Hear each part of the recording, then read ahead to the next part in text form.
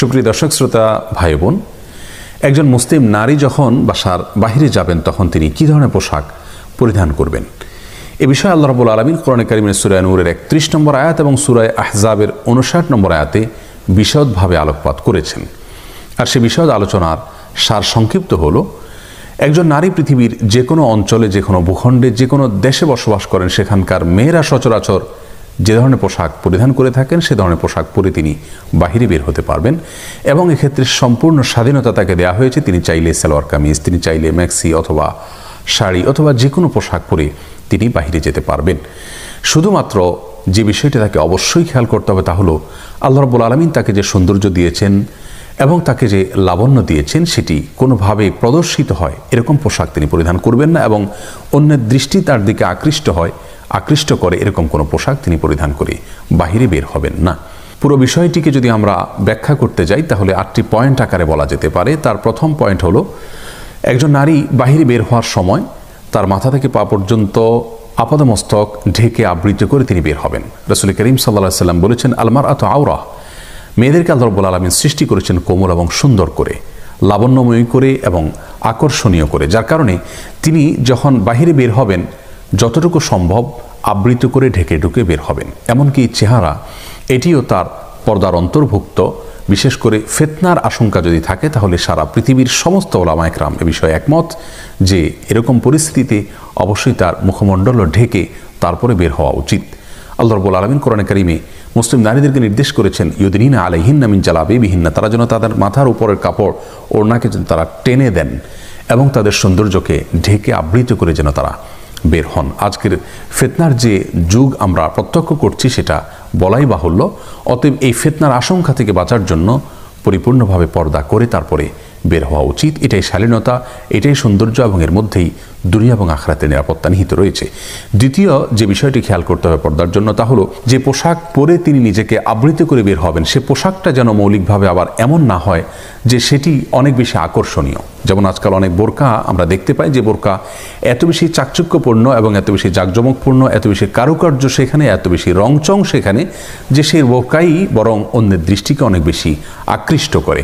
সে বোরকার উপরে বরং আরেকটি বোরকা পরার প্রয়োজন হয়। তাহলে এরকম কোনো পোশাক তিনি পরবেন না, এরকম কোনো বোরকা ইত্যাদি তার পরা উচিত নয়।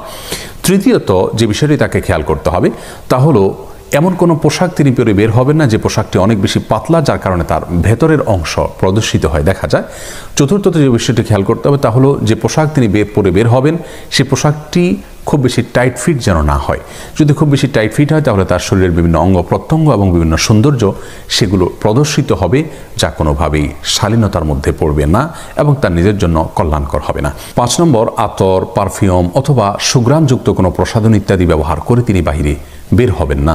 রাসূল করিম সাল্লাল্লাহু আলাইহি ওয়াসাল্লাম ইরশাদ করেছেন, কোনো মেয়ে যদি বাহিরে কোনো সুঘ্রাণযুক্ত কোনো কিছু ব্যবহার করে বের হন এবং অন্যকে তার দিকে আকৃষ্ট করতে চান তাহলে সেক্ষেত্রে তাকে জানিয়া বা জেনাকারী মেয়েদের কাতারে সামিল করা হয়, তাদের অন্তর্ভুক্ত মনে করা হয়।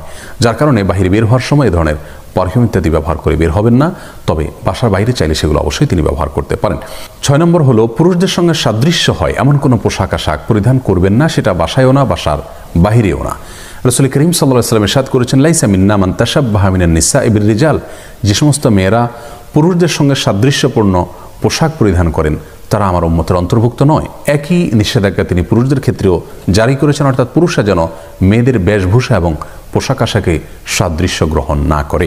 7 নম্বর হলো, কোনো কাফের, অমুসলিম, কোনো ফাসেক, পাপিষ্ঠা বা গুনাহে লিপ্ত মেয়েদের সাথে সাদৃশ্য গ্রহণ করার চেষ্টা যেন না করা হয় পোশাক আশাকে। যেমন আজকাল তথাকথিত নায়িকা বা মডেল, এদের পোশাক আশাককে অনেক মা বোনরা অনুসরণ করে থাকেন, তাদের স্টাইল এগুলোকে অনেকে ফলো করে থাকেন। তাদের সাথে যেন সাদৃশ্য গ্রহণ করা না হয়, সেটি বাসা এবং বাসার বাইরে সব ক্ষেত্রেই প্রযোজ্য, সে বিষয়টি খেয়াল করতে হবে। 8 নম্বর হলো, এমন কোনো পোশাক পরিধান করা যাবে না যে পোশাক পরে তিনি নিজেকে সবার থেকে পৃথক করতে চান, কারণ সেখানে এক ধরনের অহংকার নিহিত রয়েছে, যেটাকে লেবাসু শোহরা বলা হয়েছে এবং এটিও নারী পুরুষ সকলের জন্য প্রযোজ্য, বাসা এবং বাসার বাইরে সব ক্ষেত্রেই প্রযোজ্য। অতএব একজন নারী তিনি বাহিরে যখন বের হবেন এই সমস্ত নীতিমালাগুলোকে খেয়াল করে মাথায় রেখে তিনি বের হবেন। এছাড়া একটি হাদিসে রাসূল করিম সাল্লাল্লাহু আলাইহি সাল্লাম ওটের কুজের মতো যেন চুল না বাঁধা হয়, অর্থাৎ মাথার ওপরের দিকে ফুলে থাকে চুল, এরকম করে যেন বাঁধা না হয় সে বিষয়ে তিনি নিষেধাজ্ঞা আরোপ করেছেন। এছাড়া আল্লাহ রাব্বুল আলামিন বলেছেন ওয়ালা ইয়াদরিবনা বিআরজুলিহিন্না লিয়াউলামা মা ইউখফিনা মিন জিনাতিহিন্না, অর্থাৎ মেয়েরা যখন বাহিরে চলাফেরা করবেন তখন তারা এমনভাবে চলাফেরা করবেন না যে তাদের ভেতরকার সৌন্দর্য প্রদর্শিত হয়। আল্লাহ রাব্বুল আলামিন আমাদের সবাইকে সব ক্ষেত্রে তার সমস্ত আদেশ নিষেধগুলোকে মেনে চলার তৌফিক দান করুন।